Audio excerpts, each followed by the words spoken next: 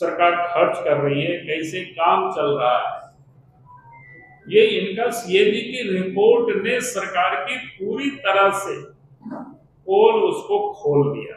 इस प्रकार से सरकार खर्च करती है और बार बार इस बात की वो रोना रोते हैं कि भाई हमें पैसा नहीं मिल रहा है। 80 करोड़ रुपया की जो उपयोगिता प्रमाण पत्र जिसको कहते हैं, सीएजी के सामने सरकार ने प्रस्तुत नहीं कर पाया।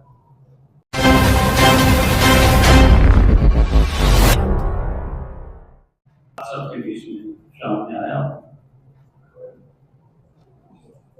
कल विधानसभा का सत्र का अवसान भी कर दिया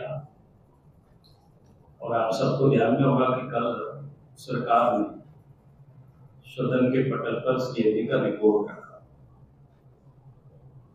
तो कल तो हमने उसका कोई अध्ययन नहीं करवा पाए, फिर इधर आंदोलन भी चल रहा है, बाकी थोड़ा सा प्रेस के साथ सुबह से शाम तक रात तक एक प्रकार से आप ही लोगों के साथ समय को बिताया।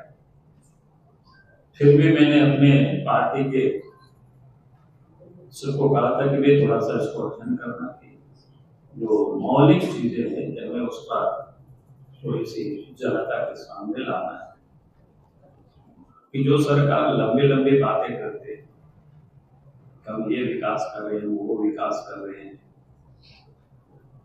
हम ये कर रहे हैं, वो कर रहे हैं, इतनी बड़ी बड़ी बातें करते हैं, उसे तो वास्तव में लगता है सुन करके कि नहीं आप झारखंड को तो बहुत ही अच्छा हो गया,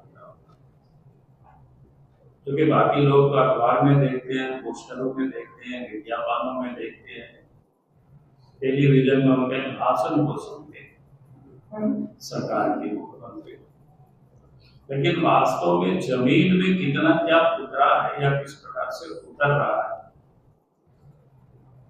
ये तो कागज को देखने के बाद ही पता चलता है। और सीएजी ने जो कल रिपोर्ट, सीएजी के रिपोर्ट को कल सरकार ने सदन के पटल पर रखा है। आप सब लोगों से भी मैं कहूंगा उस रिपोर्ट को जरूर पढ़ना चाहिए, जरूर अध्ययन करना चाहिए, आप सभी की ज्ञान बढ़ेगा, ताकि आप जान सकेंगे, समझ सकेंगे कि सरकार किस प्रकार से काम कर रही है। इसलिए कुछ महत्वपूर्ण बिंदुओं तक ही यहाँ आज मैं सीमित करूंगा। एक तो जैसे सरकार बड़ी बड़ी बातें करती है, लेकिन अगर आप देखें पूंजीगत व्यय यानी कैपिटल जो एक्सपेंडिचर होता है, जिसमें सरकार जो सड़कें बनाती है, बिल्डिंगें बनाती है, यानी निर्माण का जो काम होता है, उसमें 23-24 में जहां 20,000 करोड़ रुपया था, तो 23-24 में 20,000 करोड़ रुपया से उसको घटा करके 24-25 में 18,000 करोड़, यानी 2,160 करोड़ रुपया की कमी है। ये जो सीएजी का रिपोर्ट है जो 24-25 की, और अभी 26-27 को अभी बजट होती है, तो आप समझ सकते हो कि सरकार की जो मनसा, जो लंबी लंबी जो बातें करते हैं कि साहब तो अब झारखंड डेवलप कर रहा है, विकास कर रहा है, लेकिन ये डाटा ही उसका खुद बता रहा है सरकार आगे बढ़ नहीं रही है। बजट की रकम तो वो बढ़ाते हैं, हर बजट में आप देखेंगे कि वो बड़ी बड़ी रकम दिखाते हैं कि भाई हम 1.5 लाख करोड़, 1 लाख करोड़, तो सुनने में बड़ा आनंद आता है सबको, वे सरकार की बहुत बड़ी बजट है, लेकिन वास्तव में जहां काम होता है वहां जब हम उसका देख रहे हैं तो 23-24 में जहां 20,000 करोड़, 20,570 करोड़ था, 24-25 में उसको घटा करके 18,410 करोड़ को 2023 में, यानी 22 और 22 की फरवरी और 23 की जुलाई, आप जरा सोचिए, और उसको फिर 94,000 करोड़ का कम मिला, यानी कुल मिला जोड़ा करके 148 करोड़ का ठेका एक ही फर्म को मिला।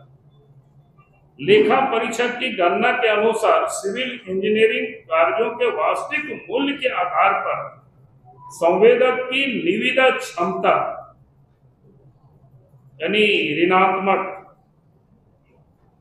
6 पॉइंट इतना करोड़ थी, फिर भी निविदा शर्तों के विपरीत जाकर ठेका दिया, यानी उनकी जो क्षमता थी 6.87 करोड़ की, लेकिन उनको सारे कुछ तक में उसी चीजों को समान सारे कुछ दिखाया गया है, यहाँ भी वही वहां भी वही।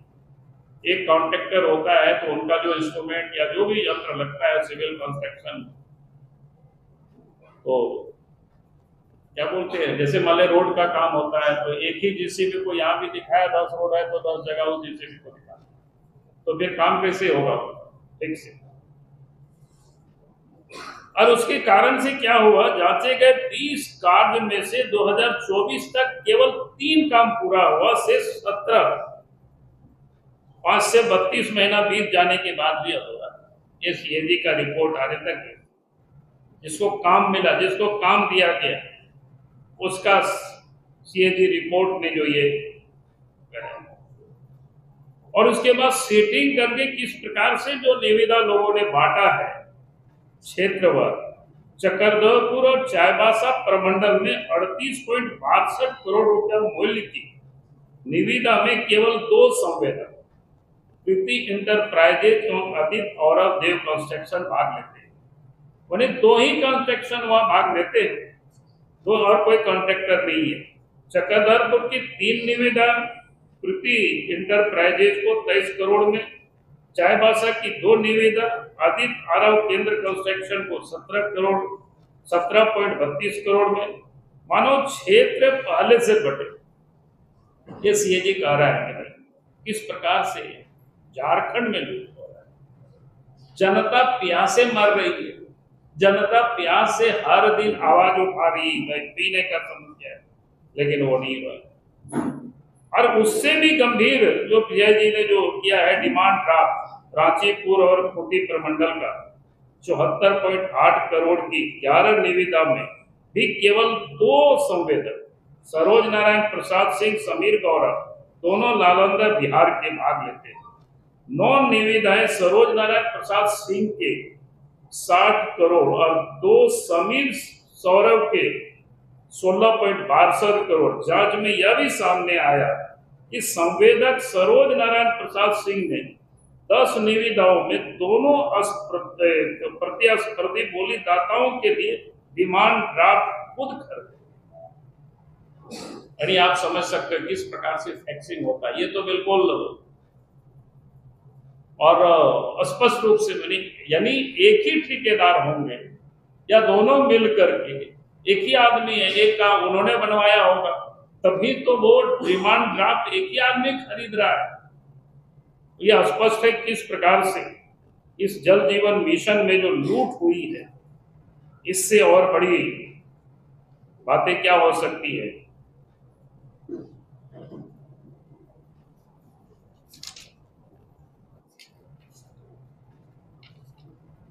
आगे मैं एक विषय, क्योंकि झारखंड में गरीबी बड़ी है, लोगों की बड़ी तकलीफ है और सरकार चाहती भी है और जनता की भी डिमांड है कि भाई लोगों को आवास मिले।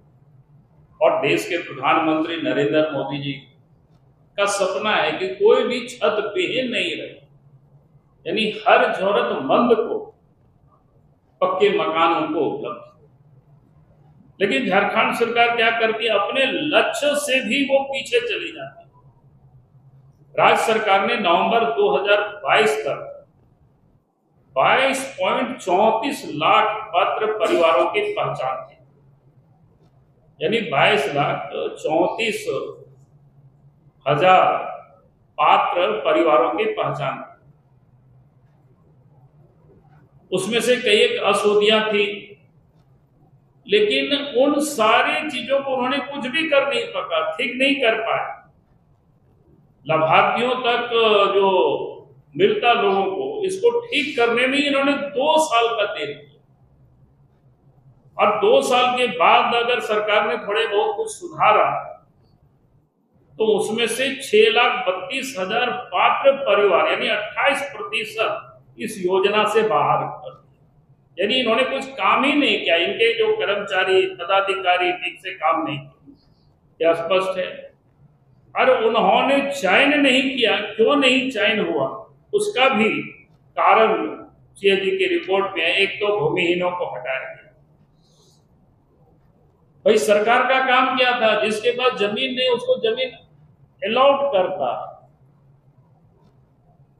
यानी वो तो सबसे अधिक जरूरतमंद लोग थे, जमीन उनको अलॉट करता और उनको प्रधानमंत्री आवास या वो आवास उनको उपलब्ध कराती।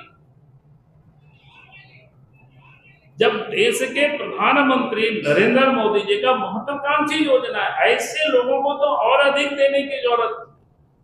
लेकिन ऐसे जो पात्र लाभार्थी थे उनको ही इस सूची से हटा दिया। तो सरकार की आप समझ सकते हो कि इस प्रकार से काम कर रही है। ये जमीनी स्थिति भाई उसको सत्यापित करते ठीक से तो उनको आवास मिल जाता भूमिहीनों को। अब प्रतिष्ठा सूची से उनको हटा दिया। फिर जो दिव्यांग श्रेणी के लोग भी, उनके आंकड़े अभी तक सरकार ने कोई तय ही नहीं कर पाई है। फिर राज्य में जो खनन पट्टा के कारण क्षेत्र से तरफ वही किया, जब टेंडर हुआ विभाग ने जब टेंडर किया, लेकिन निविदा देने में 6-6 महीना का समय लगा। टेंडर के पीरियड को कम किया 31 से 42 दिन का, यानी निविदा को जो जमा करना की तिथि होते हैं, अच्छी बात है, हम उसके कोई विरोध नहीं करते, क्योंकि इस प्रकार की जल जैसे जो जन उपयोगी जो विषय है उसमें अगर कम भी करे तो कोई बात नहीं, चलेगा। लेकिन आप निर्णय में क्या करते हैं साहब, अब निर्णय में आप 6-6 महीना समय लगाते हैं, यानी 26 दिन से लेकर के 157 दिन लगाए, आप इसको समझ सकते हो। फिर उसके बाद जो LOA जो करते हैं वो 3 से क्या बोलते हैं 4 महीना करीब लगाए। तो आप सोच सकते हो कैसे काम होगा। यानी समय सीमा को घटाना टेंडर में, निविदा में एक प्रकार से वो दिखावा ही है, और कार्यों को पूरा करने के लिए तत्कालिक कुछ भी नहीं है उनके में। तो ये आप समझ सकते हो। फिर उन्होंने क्या क्या किया उसमें से गड़बड़ी, ये बड़ा इंटरेस्टिंग है जो सरकार कहती है हम बड़ा निष्पक्ष हैं, बहुत अच्छे काम करते हैं। जो सीएजी ने जांच किया है 39 निविदा को, 39 निविदा में 3 में केवल 1 बोलीदाता है, 3 39 में, ठीक है। उसके बाद 34 में केवल 2 बोलीदाता है। इसका अर्थ क्या होता है? इसका अर्थ ये होता है कि पूरे टेंडर मैनेज करके हुआ, दूसरों को नहीं डालने दिया होगा। जब इतनी बड़ी संख्या में निविदा सरकार आमंत्रित करती है 39 की संख्या में, और 3 में केवल 1 बोलीदाता होते हैं और 34 में केवल 2 बोलीदाता है, यानी बिल्कुल क्या करते हैं उसको टेंडर फिक्सिंग कर सकते हो, अच्छी तरह से किया गया। यानी लगभग सभी निविदाताओं में वास्तविक प्रतिस्पर्धा कहीं नहीं हुआ। और उसका इंटरेस्टिंग हिस्सा यह है कि 1 या 2 बोलीदाता वाले 37 निविदा को अनुमानित लागत से 5 से लेकर के लगभग 9.7% अधिक दर पर निष्पादित किया गया है। यानी उन लोगों को 5 से लगभग 10% की ऊंची दरों पर टेंडर दिया गया। अगर प्रतिस्पर्धा होता तो मैं समझता हूं कि सरकार के पैसे भी बचता, और काम भी नहीं हुआ, वो भी आप सब लोगों के ध्यान में है क्या स्थिति है। इसके विपरीत जिन 2 निविदाओं में 4-5 बोलीदाता थे, यानी 2 जो निविदा जिसके मैं पहले आपको बताया था 4-5 जहां बोलीदाता थे, उसमें से 8.10% और 14.64% कम दर पर निष्पादित है। यहाँ जहां अधिक बोलीदाता निविदा में टेंडर डाला वहां कम में गया था, और जहां कोई प्रतिस्पर्धा ही नहीं हुआ, एकदम लंबी चौड़ी योजना जहां 34 थोड़ा मोड़ा नहीं होता है, 39, यानी उसको बिल्कुल टेंडर को सेट करके फिक्स करके निविदा निकाला गया और किसी को नहीं डालने दिया गया होगा। इस पे यही साबित होता है। अब 39 में से 7 निविदा क्या था, 54 करोड़ का, और एक संवेदक है साई कंस्ट्रक्शन रांची को दी गई। उसी संवेदक को फरवरी 2022 जुलाई 23 के बीच 13 अन्य निविदाएं 94.7 करोड़ रुपया का। यानी आप सोच सकते हो 22 में जिसको 7 निविदाएं मिली वो भी काम पूरा नहीं हुआ। अब जरा आप सोच लीजिए, तो ये किस प्रकार से सरकार खर्च कर रही है, कैसे काम चल रहा है, ये इनका सीएजी की रिपोर्ट ने सरकार की पूरी तरह से पोल उसको खोल दिया।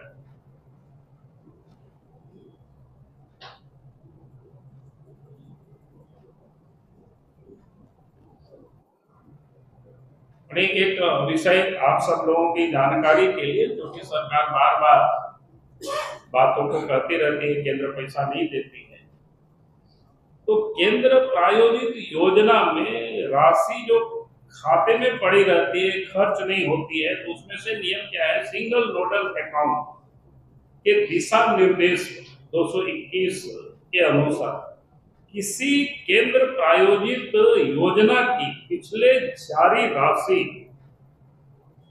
यानी दोनों में जो हिस्सेदारी भी होता है, उसमें से कम 75% उपयोग होने पर ही अगली किस्त केंद्र सरकार जारी करती है। ये क्या करते हैं, ये खर्च ही नहीं करते। उसका एक उदाहरण है नीचे, 13 केंद्र प्रायोजित योजनाओं के लिए राज्य सरकार को मिला कितना है, 1916.63 करोड़ रुपया के आवंटन में से मात्र 1320.61 करोड़ रुपए खर्च कर पाया। यानी उसको क्या कहते हैं, 31% वो भी बिना उपयोग के पड़ा ही रह गया। और उनमें भी जो यहाँ 13 योजना में से 9 योजना में तो 75% भी कम रही काम की। तो ये आप समझ सकते हो किस प्रकार से सरकार खर्च करती है, और बार बार इस बात की वो रोना रोते हैं कि भाई हमें पैसा नहीं मिल रहा है। और पैसा नहीं मिलने का, जैसे शहरी निकाय में भारत सरकार से 24 और 25 के दौरान कोई अनुदान पाने के लिए राज्य सरकार पात्र नहीं रखते थे। इस कारण से जो कि स्थानीय निकाय को जो पैसे मिलता है, तो वो यहाँ चुनाव ही नहीं कराया था उस समय।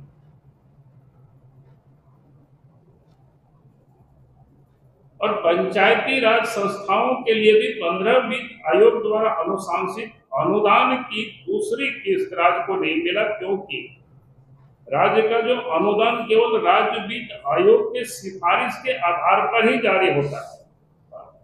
और हम सब लोगों को पता है कि राज्य सरकार में ये जो आयोग ही कितना देर से झारखंड में बनाया, चूंकि सरकार इतने काम के बारे में इनको कोई चिंता नहीं रहती कि सरकार से, केंद्र से हम कैसे पैसा लें, तो आपको उस नियमों को फॉलो करना पड़ेगा। क्योंकि कोई भी केंद्र सरकार नीति बनाती है, नियम बनाती है, तो किसी राज्य के लिए नहीं बनाते, संपूर्ण देश के लिए बनाती है। और संपूर्ण देश में अगर लोग राज्यों के, संपूर्ण देश के राज्य और पैसे लेकर के लोग जाते हैं और काम करते हैं, और झारखंड में ये स्थिति है आपके सामने।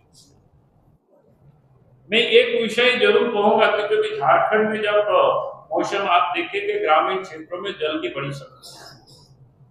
आज भी हम सब लोगों को लोग दूरभाष से टेलीफोन करते कार्यकर्ता कि सर हमारे यहाँ जल की बड़ी दिक्कतें हैं, चापाकल चाहिए। भारत सरकार की महत्वाकांक्षी योजना है, प्रधानमंत्री नरेंद्र मोदी जी का ये जो संकल्प है, हर घर नल से हमें जल पहुंचाना, लेकिन कौन पहुंचाएगा? ये काम तो राज्य सरकार को करना है। लेकिन राज्य सरकार ने किस प्रकार से काम किया है वो बड़ा इंटरेस्टिंग। ये हम नहीं कर रहे, ये जो सीएजी के रिपोर्ट में सब कुछ लिखा हुआ है। एक और उन्होंने क्या किया, निविदा की समय सीमा को घटाया। अच्छी बात है, क्योंकि इसे सुनने में समझने में लगता है कि समय सीमा को घटाया ताकि काम स्पीडली होगा, जल्दी से होगा, टेंडर अवार्ड हो जाएगा। यानी झारखंड में डेवलपमेंट आगे बढ़ा के पीछे लौटा तो इससे आप आसानी से अंदाज लगा सकते। फिर जो गड़बड़ियां हुई है जिसकी बार बार चर्चा होगी, 31 मार्च 2025 तक 1,60,565.80 करोड़ रुपया की जो उपयोगिता प्रमाण पत्र जिसको कहते हैं, सीएजी के सामने सरकार ने प्रस्तुत नहीं कर पाया। इसमें से 52,855 ऐसी योजनाएं हैं जिसका वहां उनको जमा करना था, यानी पैसा कहाँ खर्च हुआ, क्या हुआ, इसका कुछ आता पता नहीं, सरल शब्दों में उसको एक आ सकता। लेकिन पैसा खजाना से निकल चुका है। तो ये आप समझ सकते हैं किस प्रकार से धन का सदुपयोग हो रहा है कि दुरुपयोग हो रहा है। ये राज्य की जनता को जानना ये जरूरी है।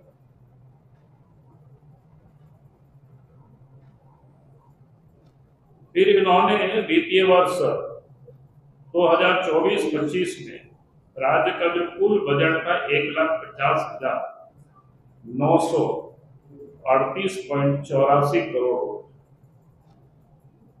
इसमें से 31,110 करोड़ रुपया का तो सरकार ने उपयोग ही नहीं किया। यानी ये कम नहीं होता है, 20.61% राशि अप्रयुक्त ही रह गया, यानी उसका उपयोग ही नहीं कर पाया, खर्च ही सरकार नहीं कर पाया। तो इसलिए मैं कह रहा था कि जो बड़ी बड़ी सरकार बातें करती है, बजट में लंबी चौड़ी वो दिखाते हैं, और उसमें भी अगर आप देखेंगे जब 25 में नहीं, अंतिम महीना में 25 का जो अंतिम महीना मार्च होता है, एक महीना मार्च में अकेले 2025 में 26,836.42 करोड़, अर्थात 22.94% खर्च। आप सोच सकते हो कि भाई एक महीना मार्च अंतिम महीना में जो वित्तीय वर्ष जब समाप्त होता है, उस समय एक महीना में सरकार इतना कैसे खर्च।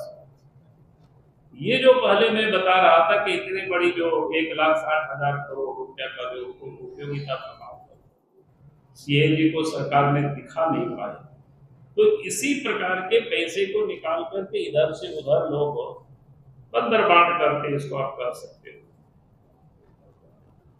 झारखंड में इन दिनों स्वास्थ्य विभाग का हम सब लोगों के ध्यान में है किस प्रकार से क्या हालत है स्वास्थ्य के क्षेत्र में। मुझे लगता है कि हम जितना जानते हैं उससे अधिक आप सब लोग आए दिन दिखाते हैं, चाहे अस्पताल का, चाहे एम्बुलेंस का, यानी भिन्न प्रकार जो स्वास्थ्य से जो जुड़ा हुआ चीजों, किस प्रकार से अस्पतालों में क्या कमी है वो आप सबको अच्छी तरह से पता है। स्वास्थ्य विभाग में यानी 5,237 करोड़ में से 2025 में क्या बोलते हैं कितना व्यय हुआ, 2,082.55 करोड़, यानी 40% मात्र 2025 में स्वास्थ्य विभाग जो सबसे बड़ा महत्व का विभाग होता है, क्योंकि झारखंड में बड़ी आबादी गरीबों की है, जो अच्छे अस्पतालों में बाहर में जाकर के इलाज कराना उनके लिए संभव नहीं है।